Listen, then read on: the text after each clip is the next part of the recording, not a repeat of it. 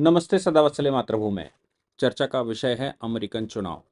और अमेरिकन चुनाव हर देश में जैसे चुनाव होता है वैसे अमेरिका में भी, यानी कि यूनाइटेड स्टेट्स ऑफ अमेरिका में, पूरे अमेरिका कॉन्टिनेंट की बात नहीं कर रहा हूँ। अमेरिका के 38 कंट्रियों का समूह, जिसको यूनाइटेड स्टेट ऑफ अमेरिका कहते हैं, उन 38 देशों के समूह यूएसए में इस समय चुनाव चल रहा है। वहाँ दो मुख्य पार्टियां डेमोक्रेट्स और रिपब्लिकन चुनाव लड़ते हैं। डेमोक्रेट्स की इस समय सरकार है। डेमोक्रेट्स ने अपना राष्ट्रपति रिपीट करने से पीछे हट गए हैं और अब कमला हैरिस, जो उनकी उप राष्ट्रपति हैं, वो चुनाव में है। उधर दूसरी तरफ डोनाल्ड ट्रंप रेडिकल इस्लाम को उजागर रूप से सामने लाने के लिए जाने जाते हैं। डोनाल्ड ट्रंप बोल्ड डिसीजन लेने के लिए जाने जाते हैं। डोनाल्ड ट्रंप विश्व में अपनी अलग धाक रखने के लिए जाने जाते हैं। अभी हाल फिलहाल उनके राष्ट्रपतियों में जॉर्ज बुश के बाद, जॉर्ज बुश मतलब जॉर्ज डब्ल्यू बुश के बाद, अगर कोई ऐसा राष्ट्रपति आया है जो बोल्ड डिसीजन लेता है, सीधी सीधी बात करता है, इस्लाम को रेडिकल इस्लाम मानता है, और संसार का सबसे बड़ा खतरा अगर किसी को मानता है तो वो इस्लाम को, डोनाल्ड ट्रंप दूसरी तरफ रिपब्लिकन की तरफ से हैं। भारत उसमें मुद्दा बन गया। डोनाल्ड ट्रंप का स्टेटमेंट आया, यानी कि वो एक पब्लिक मीटिंग में थे और पब्लिक मीटिंग में उन्होंने भारत का नाम ले लिया, भारत के रुपए का नाम ले लिया। अब भारत और भारत के रुपए का जो उन्होंने नाम लिया, तो भाई स्वाभाविक है कि हमारे यहाँ की सिचुएशन हमको कवर करनी पड़ेगी। कवर से मतलब है हमको उस पर वार्ता करनी पड़ेगी और ये समझना पड़ेगा कि अमेरिका के अंदर की खुलबुलाहट क्या है। आखिर क्यों भारत उनके लिए अब इशू बन गया है? आखिर क्यों भारत को लेकर इस तरह का स्टेटमेंट डोनाल्ड ट्रंप को देना पड़ा, पब्लिक मीटिंग में देना पड़ा? 100% तक उन कंट्रियों में जहां डॉलर जब्त हो गया है, जो डॉलर में व्यापार नहीं कर रहे हैं, उन कंट्रियों में 100% एंटी डंपिंग ड्यूटी, या जो जो अब जो जो इंपोर्ट ड्यूटी है, इंपोर्ट ड्यूटी लगाने की बात डोनाल्ड ट्रंप ने की है। भाई संसार का कोई कंट्री अगर डॉलर में व्यापार नहीं करना चाहता, तो डोनाल्ड ट्रंप भारत को क्यों घसीट रहे हैं उसमें? भारत का क्या है? आखिर भारत क्यों? सोचने की बात है, ये बड़ी महत्वपूर्ण है। क्योंकि विश्व के जितने सर्वे हो रहे हैं, जितनी एनालिसिस आ रही हैं, वो सब कह रही हैं कि इस बार का रिसेशन आया तो पूरे विश्व में बहुत खतरनाक आएगा। चांसेस विश्व के जो सबसे स्ट्रांग इकोनॉमी मानी जाती हैं, उन इकोनॉमियों में मंदी सबसे तेजी से आने वाली है। मतलब उन जितना ज्यादा स्ट्रांग कंट्री आप मानते हैं, उतनी बड़ी मंदी उस देश में आने वाली है। फिर विश्व की सारी क्रेडिट रेटिंग एजेंसियां ये कहती हैं कि अगर 0% ऑफ कहीं पर है, 0% कहीं पर संभावना है मंदी की, तो वो भारत है। यानी कि विश्व की सारी रेटिंग एजेंसियां ये मानती हैं कि भारत की जो इकोनॉमी है वो स्टेबल है, भारत का रुपया स्टेबल है, भारत का रुपया लंबे समय से स्टेबल है। अब आप कहेंगे कि भारत का रुपया स्टेबल होता तो फिर डॉलर इतना महंगा ना पहुंच जाता। भारत के रुपए की स्टेबिलिटी अगर देखनी है तो विश्व की दूसरी करेंसियों को, अदर देन डॉलर, और खास तौर से अगर आपको ये देखनी है तो एसडीआर के उन एसडीआर के मुकाबले देखना चाहिए कि एसडीआर एसडीआर मतलब इंटरनेशनल आज की करेंसी, और आज की इंटरनेशनल करेंसी भारत को ये रेटिंग देती है कि लंबे समय से मोदी जी के आने के बाद कुछ इकोनॉमी गिरी, रुपया कमजोर हुआ था, लेकिन उसके बाद रुपया स्टेबल है। अमेरिकन करेंसी के बारे में हम इसलिए नहीं कह सकते या उससे कंपेयर डॉलर के मुकाबले नहीं करना चाहते, क्योंकि डॉलर में छद्म रूप से तेजी दिखाई जा रही है। डॉलर वो अपने इंटरेस्ट रेट बढ़ाकर उसको मेंटेन करते हैं, वो अपने यहाँ कुछ फाइनेंशियल अनाउंसमेंट करके करते हैं, और वो क्या करते हैं, पूरे संसार का हर कंट्री अपने यहाँ जो उसकी रिजर्व बैंक रहती है या उसकी फेडरल बैंक रहती है, और वहाँ की जो फिनेंस की एजेंसियां रहती हैं, वो रिकमेंड करती हैं कि कैसे कंट्री की इकोनॉमी या कंट्री का जो जो करेंसी है वो स्टेबल रहेगी। तो वो भी ऐसे प्रयास करते हैं जिसके यहाँ जीरो इंटरेस्ट पर बैंक में पैसा जमा होता हो। अमेरिका में ज़ीरो इंटरेस्ट पर पैसा जमा होता है, और यहाँ तक कि उनको उल्टा बैंक में पैसा पैसा सेफ्टी के लिए, हमारा पैसा वहाँ सेफ रहे, इसके लिए लोग उनको उल्टा पैसा देते हैं, ताकि वो फाइनेंशियल जो जो जो उनके कंपल्सन्स हैं या फाइनेंशियल जो मैनेजमेंट है उसको सेटिस्फाई किया जा सके। ऐसी पोजीशन में वो अपने यहाँ इंटरेस्ट रेट बढ़ाते हैं ताकि डॉलर उनके पास जमा ज़्यादा हो जाए। अब सवाल ये पैदा होता है कि डॉलर को तो वो छद्म रूप से बढ़ा रहे हैं, तो रुपया के मुकाबले तो डॉलर बढ़ता दिखाई दे रहा है, लेकिन हम कंपेयर करते हैं यूरो से, हम कंपेयर करते हैं खासतौर से एसडीआर से, तो भारत का रुपया स्टेबल दिखाई देता है। इस इस एक एनालिसिस, इस एक आंकड़ा और इसके अतिरिक्त विश्व में बढ़ती भारत की इकोनॉमी के रिफॉर्म, जो मोदी जी के आने के बाद भारत में इकोनॉमिक रिफॉर्म हुए हैं, व्यापारिक रिफॉर्म हुए हैं और लगातार रिफॉर्म हो ही रहे हैं, उन रिफॉर्मों का परिणाम ये है कि पूरे विश्व में भारत ईज ऑफ बिजनेस के लिए अब जाना जाने लगा है। भारत में इन्वेस्टमेंट आ रहा है, यहाँ तक कि चाइना से इन्वेस्टमेंट उठता है तो वो भारत में आता है। विश्व के बड़े कंट्री भारत में इन्वेस्टमेंट करते हैं, और भारत में संसार में जो मैन्युफैक्चरिंग की बड़ी कंपनियां हैं वो अब भारत में मैन्युफैक्चरिंग करने लगी हैं। यहाँ तक कि हमने कहा, हमारी नीतियों ने ये डिसाइड किया कि भाई मार्केट तो हम हैं, अगर हम मार्केट हैं तो वो यूरोप से बनकर क्यों आएगा, वो अफ्रीका से बनकर क्यों आएगा, वो ऑस्ट्रेलिया से बनकर क्यों आएगा, वो ईस्ट से बनकर क्यों आएगा। आप आइए, भारत में फैक्ट्री लगाइए, भारत में मैन्युफैक्चरिंग करिए और भारत में बेचिए, ताकि मैन्युफैक्चरिंग के साथ साथ यहाँ पर एम्प्लॉयमेंट जनरेट हो सके और इकोनॉमी भारत में ही घूम सके, प्रॉफिट यहाँ से आप लेकर जा सकते हैं। लेकिन आप यहीं पर टैक्स देंगे, यहीं पर आप उसको बेचेंगे, यहीं पर एम्प्लॉयमेंट जनरेट होगा, तो कुल मिलाकर एक इन्वेस्टमेंट के प्रोसेस को छोड़कर, इन्वेस्टमेंट के प्रॉफिट को छोड़कर, जो छोट मार्जिनल प्रॉफिट है उसको छोड़कर बाकी पैसा सब यहीं घूमेगा। आइए और इन्वेस्टमेंट करिए। हम विश्व में इस समय रिजर्व के मामले में विश्व के अग्रणी देशों में हैं, और रिजर्व हमारा ऑल टाइम हाई चल रहा है। तो ऑल टाइम हाई रिजर्व कर चलने का मतलब है कि विश्व के जो बड़े व्यापारी हैं वो भारत में इन्वेस्ट करना चाहते हैं, इन्वेस्ट कर रहे हैं। एप्पल, सैमसंग और इलेक्ट्रॉनिक के मामले छोड़ दीजिए, बाकी के मैन्युफैक्चरिंग के जो हैवी कंस्ट्रक्शन के आर्टिकल्स हैं, वो आर्मी इक्विपमेंट हैं, आर्म्स इक्विपमेंट हैं, फाइटर जेट्स हैं, हवाई जहाज हैं, हेलीकॉप्टर हैं, ये जो और अब तो हम शिप भी बनाने लगे हैं रशिया के सहयोग से। तो कुल मिलाकर ये है कि हम चाहते हैं कि हम मैन्युफैक्चरिंग हब बने, इंपोर्ट मिनिमम करें, एक्सपोर्ट मैक्सिमम करें। और संसार के जो बड़े कंट्रियों में से अमेरिका का कन्फ्लिक्ट है रशिया और चाइना से, वो कन्फ्लिक्ट का मुख्य कारण भी यही है कि रशिया और चाइना दोनों ही इस समय डिफेंस इक्विपमेंट बेचने के लिए जाने जाते हैं। अमेरिका उसका सबका मास्टरमाइंड है, उसके पास महारत हासिल है। बची बात यूरोप की, तो यूरोप के कंट्री छोटे छोटे कंट्री हैं, छोटा व्यापार करते हैं, और वो इस हैसियत में नहीं है कि वो बहुत अच्छा भी परफॉर्म कर लेंगे, तो भी अमेरिका को चैलेंज करने की हैसियत में उनमें से एक भी कंट्री नहीं। और अब तो यूरोप के ज्यादातर कंट्री इस समय मुस्लिम समस्या से परेशान हैं, वो अपने यहाँ लॉ एंड ऑर्डर से परेशान हैं। तो ऐसी ऐसी सिचुएशन में यूरोप कुछ भी कर ले, कुछ भी मैन्युफैक्चरिंग करें, यूरोप की इकोनॉमी भी बहुत अच्छी हो जाए, यूरोपियन कंट्रियों का फिनेंस भी बहुत अच्छा हो जाए, फिर भी वो अमेरिका को चैलेंज या अमेरिका से कॉम्पीट करने की स्थिति में नहीं।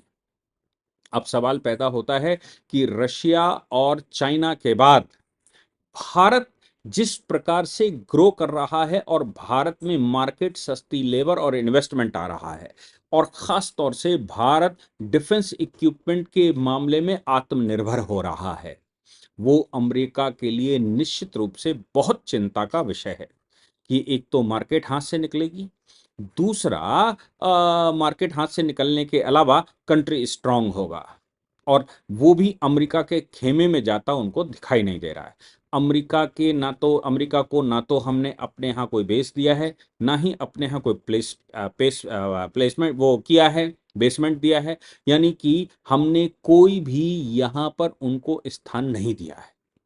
हम उनसे आंख से आंख मिलाकर व्यापार करते हैं, उनको लगा था कि मोदी जी हमारे कहने की वजह से या अमेरिका प्रभाव दिखाएगा, मोदी जी हमारे खेमे में आ जाएंगे।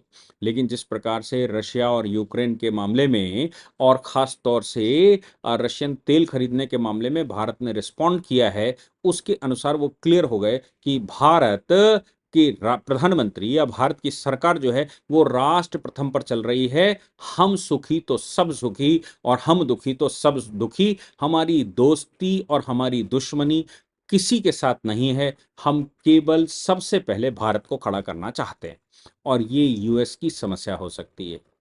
उनकी समस्या जो है वो ये कहते हैं, डोनाल्ड ट्रंप का जो बयान आया, मैंने आपको पृष्ठभूमि बताई। अब हम आते हैं उस विषय पर जिस विषय को लेकर ये सब बवाल शुरू हुआ।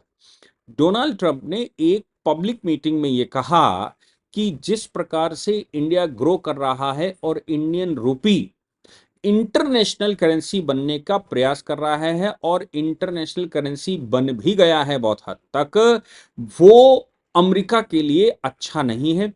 जो कंट्री भी अमेरिका के साथ या जो कंट्री भी विश्व में डॉलर को इंटरनेशनल करेंसी मानते हुए व्यापार नहीं करेंगे, यानी कि जहां डॉलर डंप हो जाएगा, डॉलर में व्यापार नहीं होगा, उन कंट्रियों के साथ अमेरिका को व्यापार करने की आवश्यकता नहीं है। और अगर व्यापार करना पड़े तो 100% ड्यूटी लगाई जानी चाहिए। यानी कि अगर कोई प्रोडक्ट $1 का तैयार होकर अमेरिकन बॉर्डर पर आता है तो अमेरिका में एंट्री के बाद वो $2 का हो जाएगा और $2.5 का लगभग बिकेगा या $2.25 का बिकेगा, जो भी प्रॉफिट मार्जिन प्रॉफिट है। क्यों? क्योंकि जितने की उसकी कॉस्टिंग है उतना एंट्री की फीस ले लेगा अमेरिका। ये बात उन्होंने साफ तौर पर भारत, ब्राजील, चाइना और रशिया और साउथ अफ्रीका को ध्यान में रखते हुए कहा है। यह भी कहा गया है कि डी डॉलराइजेशन, सुनिए, डी डॉलराइजेशन, डी डॉलराइजेशन करने वाले कंट्रियों के साथ हम कठोरता से पेश आएंगे। भाई क्या उनको पड़ी है कि सारा संसार डॉलर में ही व्यापार करे? क्यों वो चाहते हैं कि डॉलर में सारा संसार व्यापार करे और डॉलर इंटरनेशनल करेंसी बना रहे? कुछ तो पीछे से गड़बड़ होगा ही, कुछ तो पीछे से इसकी फिलॉसफी होगी। लेकिन हम सबको याद रखना चाहिए कि 70s 80s के दशक में एक बहुत बड़ा रिसेशन आया था, बिल्कुल वैसा ही जैसा कुछ लोगों को हम में से याद होगा 2005-7 में एक रिसेशन भारत में आया था। वैसा ही एक रिसेशन 80s के दशक में आया था विश्व में। उस समय डॉलर की शॉर्टेज और डॉलर की वजह से पूरे संसार के बहुत सारे कंट्री डिस्टर्ब हो गए थे। नतीजा ये निकला था कि इंटरनेशनल मॉनेटरी फंड आईएमएफ ने एक नया करेंसी के रूप में निकाला। गोल्ड हालांकि बेस हुआ करता था, उसने उस मतलब क्यों हमें आईएमएफ की जरूरत पड़ती? इंटरनेशनल मॉनेटरी फंड की हमें आवश्यकता इसलिए पड़ती है कि विश्व में अगर हमको इंपोर्ट एक्सपोर्ट करना है तो हमें इंटरनेशनल करेंसी की आवश्यकता पड़ती है। सपोज हम अगर व्यापार करना चाहते हैं सऊदी अरेबिया के साथ, तो सऊदी अरेबिया दरहम चलाता है और हम चलाते हैं रुपया। सऊदी अरेबिया कहता है कि हमें रुपए का हम क्या करेंगे, और हम कहते हैं कि हम दरहम कहां से लाएंगे। तो सऊदी अरेबिया के साथ अगर व्यापार करना है तो एक ऐसी करेंसी चाहिए जो हम भी इस्तेमाल करें और वो भी इस्तेमाल करें। वो कभी गोल्ड हुआ करता था। भारत जिस समय स्वर्णिम युग में जिया करता था, जिस समय विश्व की करेंसी का, विश्व की इकोनॉमी का 70 to 80% भारत में हुआ करता था गुप्त काल में, उस समय खास बात यही होती थी कि इंटरनेशनल करेंसी के रूप में गोल्ड होता था। हम एक्सपोर्टर ज्यादा और इंपोर्टर कम हुआ करते थे। हमारे यहाँ की फसल जो संसार भर को जाती थी उसके एवज में हम सोना और चांदी लिया करते थे। सोना और चांदी का मतलब ये हो गया कि सोने और चांदी की जो मोहरें हमने ली या जो करेंसियां हमने ली वो हमारे यहाँ सार्वजनिक इस्तेमाल में आ जाएगी और वो केवल भारत के सरप्लस को बाहर भेजेगी और अंदर केवल सोना चांदी आएगा। परिणाम ये निकलेगा कि हर घर में सोना होगा, हर व्यक्ति के पास सोना होगा। इसलिए भारत को सोने की चिड़िया कहा गया, क्योंकि किलो 2 किलो लोग टांग कर ही चलने वाले थे। बहुत गरीब व्यक्ति होता था वो भी चांदी किलो आधा किलो टांग कर चलता था। आप सोचिए, खड़ुए बनवाता था, गले का, हाथ का, पैर का, मुंह का, सर का, जो भी। तो जो बहुत गरीब भारत की जनता हुआ करती थी वो भी चांदी का इस्तेमाल करती थी। एक एक व्यक्ति किलो आधा किलो चांदी डालकर चलता था। उसको रिलीजन के साथ जोड़ दिया गया होगा, उसको परंपराओं के साथ जोड़ दिया गया होगा ताकि वो सुरक्षित रहे। और जिनके पास अधिक धन होता होगा वो पीली धातु यानी कि सोना लेकर, सोना उनको मिलता होगा, सोना लेकर चलते होंगे। सोना अभी भी इंटरनेशनल करेंसी के रूप में आईएमएफ में इस्तेमाल होता है, लेकिन सेकेंड वर्ल्ड वॉर के बाद जिस प्रकार से जब यूएनओ बना, यूएनओ में अमेरिका की भूमिका तय हुई, उसके बाद आईवीआरडी, वर्ल्ड बैंक यानी कि आईवीआरडी मतलब world bank, IMF, international financial financial corporation, और इस प्रकार की जितनी इकोनॉमी को डील करने वाली एजेंसियां बनाई गई इंटरनेशनल रूप में, वो सबके हेडक्वार्टर मोस्टली अमेरिका में रखे गए। और उनमें आज भी अगर उनके चीफ के रूप में कहीं से चुना जाता है या मुख्य भूमिकाओं में कोई रहता है तो वो अमेरिका रहता है, अमेरिका के लोग रहते हैं, अमेरिका उनको अपॉइंट करता है। यानी कि फाइनेंशियल एजेंसियां जो संसार को कंट्रोल करती हैं, उन फाइनेंशियल एजेंसियों में आज भी अमेरिका ही है जो उस पर सुपरसीड करता है। अब सवाल यह पैदा हुआ कि अमेरिका सुपरसीड करता है तो डॉलर ही उसका मुख्य केंद्र रहा, सोने के बाद डॉलर, और डॉलर में इंटरनेशनल करेंसी के रूप में चूंकि उसने पूरे विश्व के साथ व्यापार किया अंग्रेजों की तरह, वो पूरे विश्व में व्यापार का केंद्र बना। और उसकी फाइनेंशियल एजेंसियां हुआ करती थी, फाइनेंशियल एजेंसियों में, इंटरनेशनल फाइनेंशियल एजेंसियों में उसका प्रभुत्व है, इसलिए डॉलर इंटरनेशनल करेंसी उसने धीरे धीरे करके बनवा ली। रिसेशन जब 80s का आया तो ये समझ में आया कि एसडीआर ले लिया, उसने वो एसडीआर उस कंट्री को दिया जिससे हमें परचेस करना है। उस कंट्री के पास जो एसडीआर गया उसको किसी तीसरे कंट्री के साथ कुछ परचेस करना है तो वो फिर आईएमएफ जाएगा और एसडीआर वहां से जमा करेगा और वहां से उस कंट्री की करेंसी लेगा और उसको दे देगा। कुल मिलाकर आईएमएफ एक्सचेंज वर्ल्ड का सबसे बड़ा करेंसी एक्सचेंज का केंद्र है जो देशों की करेंसियों को एक्सचेंज करता है। तो एसडीआर प्रिवेल कर गया, लेकिन अभी भी वो सारा सिस्टम अमेरिका कॉन्सेंट्रिक रहा, अमेरिका सेंट्रिक रहा। लेकिन यूक्रेन वॉर के बाद ये सिचुएशन बदली। जिस प्रकार से अमेरिका ने शीत युद्ध चलाकर तोड़ दिया रशिया को, यूएसएसआर को, यूएसएसआर में पुतिन के आने के बाद उन्होंने सीआईएस बना ली, commonwealth of independent nations, independent countries. तो कॉमनवेल्थ ऑफ इंडिपेंडेंट कंट्रीज जो बना, उनके 12 कंट्री, उसमें वो केवल यूक्रेन रह गया, बाकी तो उन्होंने सब मिला लिया, सीआईएस बना लिया। यूक्रेन अपना एक कॉमेडियन बैठने की वजह से वो कहीं दूसरे रास्ते पे चल गया, उसको ना तो लॉ मालूम था, ना इंटरनेशनल कॉमिटी मालूम थी, ना इंटरनेशनल वो मालूम था। वो तो आया और उसके मन में जो आया कंट्री ने उसको बाहर संभाल दिया, और वो एक कॉमेडियन, उसकी प्रोफाइलिंग की गई, वो प्रोफाइलिंग करके उसको इंटरनेशनल पर्सनालिटी बना दिया गया और उसको लोगों ने मौज मौज में वोट दे डाला। उसने, वो कॉमेडियन चूंकि जानता नहीं था, इसलिए उसने क्या किया कि वो, उसको लगा कि नाटो के साथ चले जाएंगे तो अच्छा हो जाएगा, नाटो उसके साथ खेल गया। इस युद्ध में अमेरिका ने सीधी पाला खेल खेल दी रशिया के साथ। और रशिया के साथ सीधी पाला खेलने का मतलब उन पर सबवैन लगा दो, उनको चारों ओर से घेर लो, और ये जेलेस्की भी चारों ओर करता रहा। और उधर जेलेस्की को वो हथियार सप्लाई तो करते रहे, लेकिन इधर रशिया को घेरते रहे। भारत एक ऐसा देश रहा, चाइना भी उसमें शामिल है, और भारत और चाइना की अगर पॉपुलेशन मिला दी जाए तो वो लगभग 3 करोड़ होती है। 300 करोड़ होती है, और 750 करोड़ पूरे विश्व में, और दो कंट्री केवल 300 करोड़। आप समझ लीजिए, दो कंट्रियों में केवल 300 करोड़ का मतलब यह है कि 40% आबादी हमारे पास है, और 60% में 191 देश, 40% में दो देश, और 191 बाकी के देश, 193 191 जो कंट्री बचे, उसमें 60%। तो आप सोच सकते हैं कि रशिया को अगर भारत और चाइना मिल जाए, या किसी भी कंट्री को विश्व के भारत और चाइना मिल जाए और सपोर्ट कर दे, और खासतौर से भारत, चाइना, ब्राजील और साउथ अफ्रीका मिल जाए, तो आप समझ सकते हैं कि ये चार कंट्री अगर रशिया को मिल जाते हैं और खुला समर्थन करना शुरू करते हैं, तो फिर इनकी आबादी खुद में 50% है। जब जिनकी आबादी खुद में 50% हो, इंटरनेशनल करेंसी, इंटरनेशनल ट्रांजैक्शन भी उनके साथ ही ज्यादा होंगे, क्योंकि आबादी होगी वही तो इस्तेमाल करेगी। रशिया ने क्या किया कि भारत के साथ हमारी दोस्ती अच्छी थी, चाइना के साथ भी उनकी ठीक ठाक है, अच्छी है, तो हमने हमने उनसे तेल खरीदा, हमने उनसे रॉ मटेरियल खरीदा, हमने जब उनसे हथियार खरीदे, हमने उनसे हथियार खरीदने के साथ टेक्नोलॉजी खरीदी, हमने उनके साथ टेक्नोलॉजी के साथ साथ भारत में इन्वेस्टमेंट ले आए, हमने वॉस्ट्रो अकाउंट भारत में खोल दिए। तो हमने ये बात रखी रशिया के सामने कि हमारे पास, हम ट्रांजैक्शन तो करेंगे लेकिन हमारे पास रुपया है, हम रुपया छापते हैं, अगर रुपए में ट्रांजैक्शन हो तो फिर भाई हमारे लिए बहुत सुलभ हो जाएगा। रशिया उस बात के लिए एग्री कर गया कि भाई रुपए में ट्रांजैक्शन कर सकता है। अब हम भारत की जो आवश्यकता है वो तेल है, हमारे पास जो आवश्यकता है वो तेल है, और तेल या तो खाड़ी से आता है हमारे पास या रशिया से आता है, और रशिया और खाड़ी की कंट्री मोस्टली के साथ हमारे एग्रीमेंट होते दिखाई पड़े कि हम रुपए में ट्रांजैक्शन करेंगे।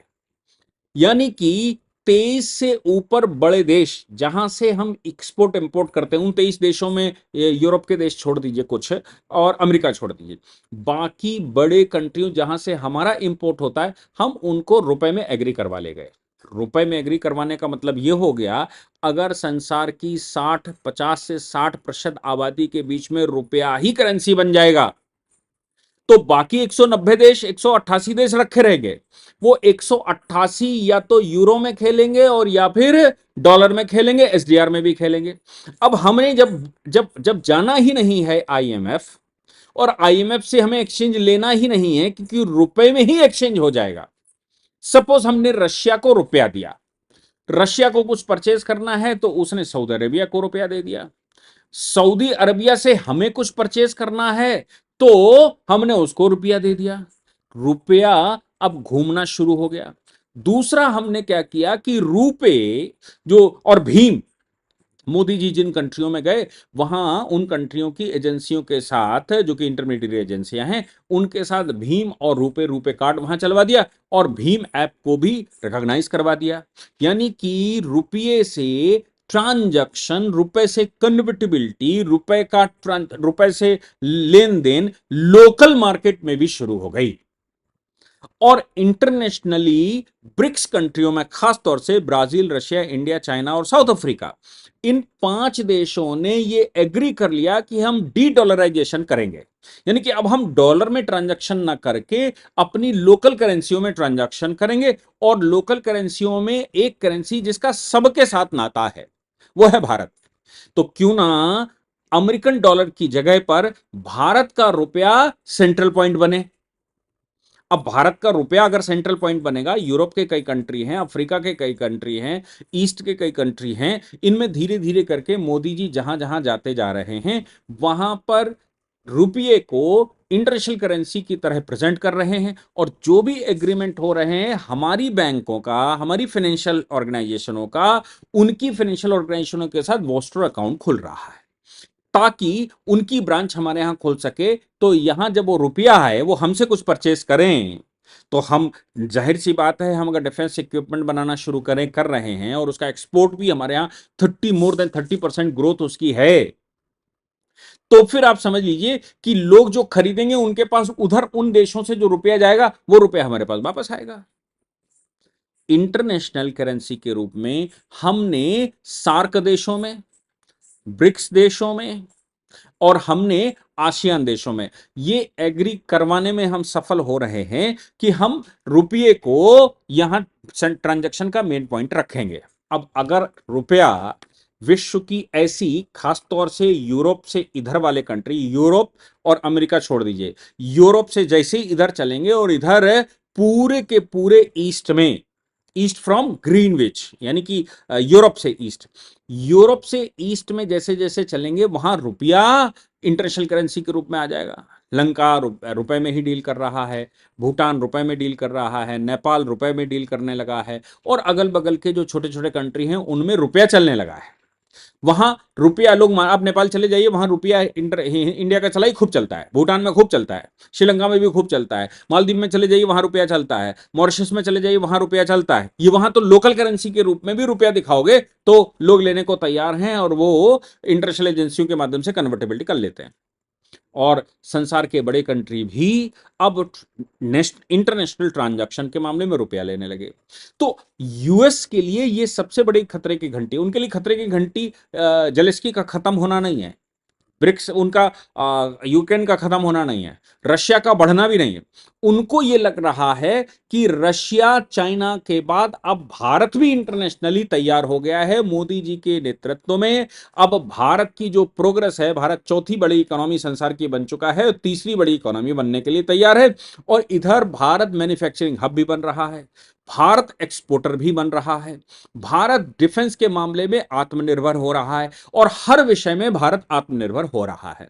दूसरी, भारत में जो ट्रांसपोर्ट मिनिस्ट्री है वो भी इस बात पर तुली हुई है कि मोटर व्हीकल्स में, खासतौर से लाइट व्हीकल्स में, लाइट मोटर व्हीकल्स में क्यों एनर्जी तेल के रूप में इस्तेमाल हो, क्यों ना वो बैटरी पर चले, क्यों ना वो इलेक्ट्रॉनिक पर चले, उसकी चार्जिंग की व्यवस्था, वो सारा इंफ्रास्ट्रक्चर हम बना रहे हैं जिसका 5 वर्ष बाद जिसका नतीजा बहुत अच्छे निकलने शुरू हो जाएंगे। और ये भी लोग अनुमान लगा रहे हैं कि 5-6 वर्षों के बाद डीजल और पेट्रोल पर गाड़ियां भारत में मिनिमम चलेंगी और भारत में ईवी की बयार आ जाएगी। अभी भी भारत में ईवी यानी कि इलेक्ट्रॉनिक व्हीकल्स 2 व्हीलर्स में, 3 व्हीलर्स में, 4 व्हीलर्स में बड़ी भारी संख्या में इस्तेमाल हो रहा है। उसकी मैन्युफैक्चरिंग भी भारत में ही हो रही है और कंजम्पशन भी भारत में ही है।